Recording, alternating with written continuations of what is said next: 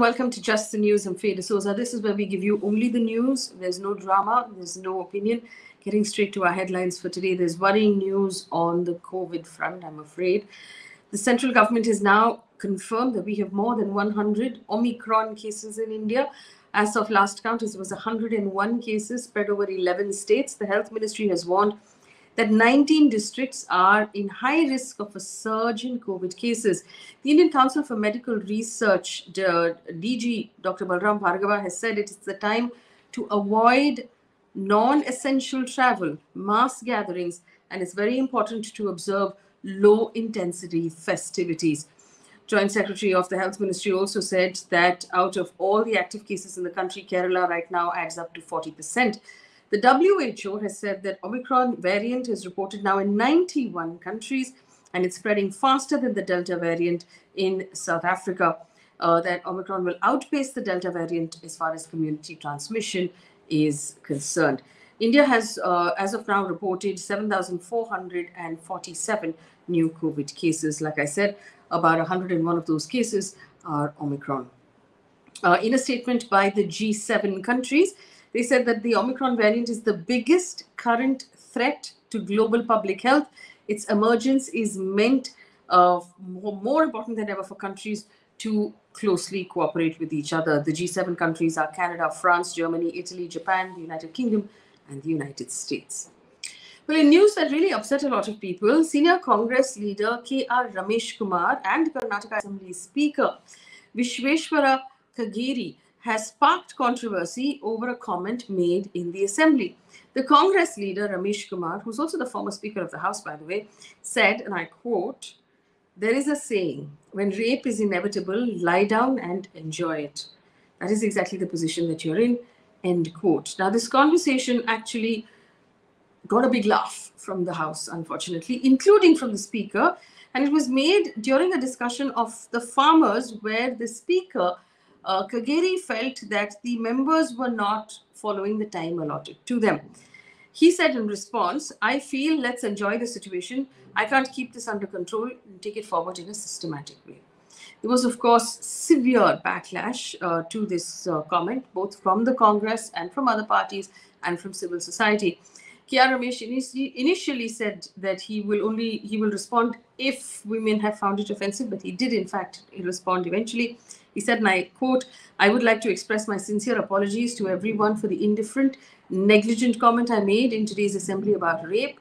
My intention was not to trivialize or make light of the heinous crime, but it was an off-the-cuff remark. I will choose my words carefully henceforth," end quote.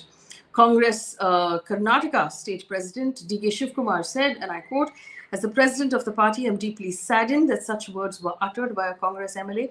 To all the women of Karnataka, I am sorry. I will ensure words like this are never repeated," end quote.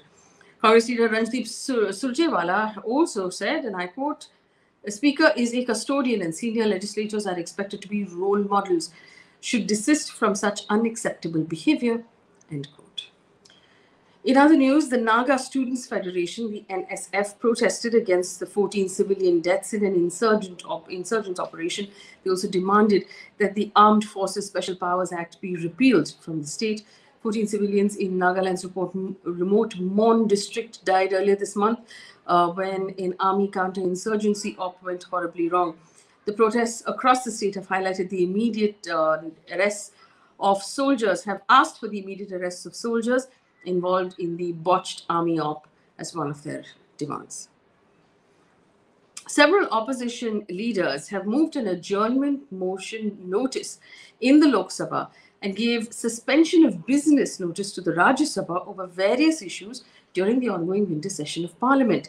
This comes on the backdrop of a report in the Indian Express, and this is specifically exclusive to the Indian Express, that the Chief Election Commissioner Sushil Chandra and two election commissioners, Rajiv Kumar and Arup Chandra Pandey, allegedly joined an online interaction with the Prime Minister's office on the 16th of November, despite reservations.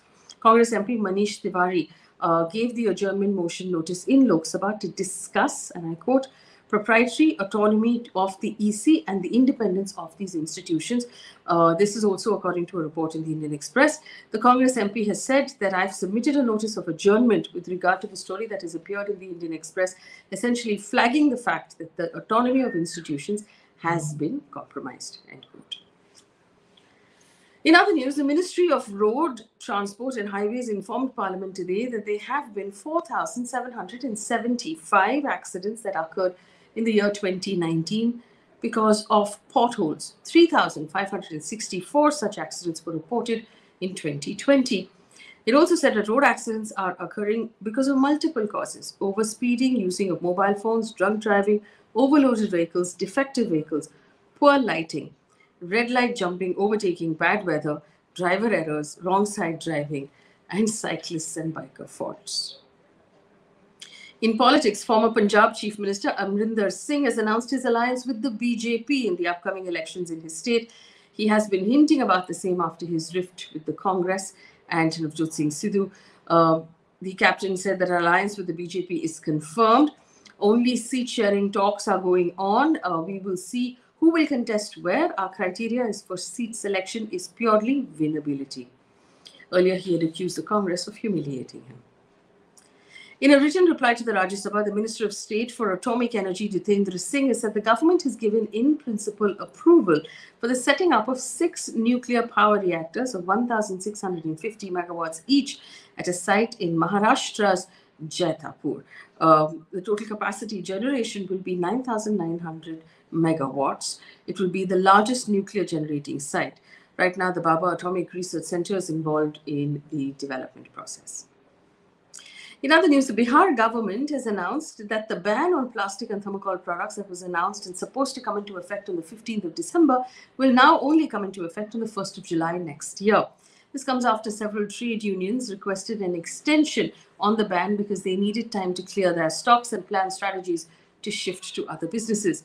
While all the items of plastic of thickness below 50 microns, including cups, spoons, glasses, bottles, will not be allowed to be used, paper plates coated with food-grade plastic have been exempted from the ban. Also, Bhutan has decided to confer its highest civilian award on Prime Minister Narendra Modi. Bhutan highlighted the unconditional friendship between India and Bhutan that's extended over the years, particularly during the COVID pandemic. This was announced on the occasion of the 114th National Day of Bhutan. News coming in from across the world right now, specifically from the UK, where there was a by-election recently.